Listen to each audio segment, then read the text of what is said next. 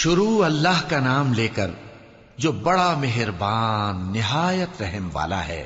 اے نبی صلی اللہ علیہ وآلہ وسلم، اپنے پروردگار کا نام لے کر پڑھو جس نے تمام کائنات کو پیدا کیا، جس نے انسان کو خون کی پھٹکی سے بنایا۔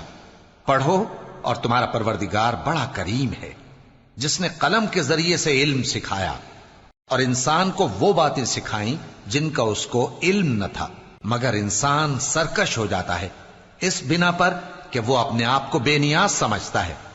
کچھ شک نہیں کہ سب کو تمہارے پروردگار ہی کی طرف لوٹ کر جانا ہے۔ کیا تم نے اس شخص کو دیکھا جو منع کرتا ہے، یعنی ایک بندے کو جب وہ نماز پڑھنے لگتا ہے؟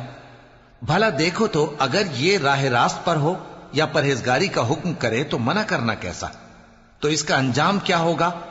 ذرا دیکھو تو اگر اس نے دین حق کو جھٹلایا اور اس سے منہ موڑا، کیا اس کو معلوم نہیں کہ اللہ دیکھ رہا ہے؟ دیکھو اگر وہ باز نہ آئے گا تو ہم اس کی پیشانی کے بال پکڑ کر گھسیٹیں گے، یعنی اس جھوٹے خطا کار کی پیشانی کے بال، تو وہ اپنے یاران مجلس کو بلا لے، ہم بھی دوزخ کے فرشتوں کو بلائیں گے۔ دیکھو اس کا کہا نہ ماننا اور سجدہ کرنا اور اللہ کا قرب حاصل کرتے رہنا۔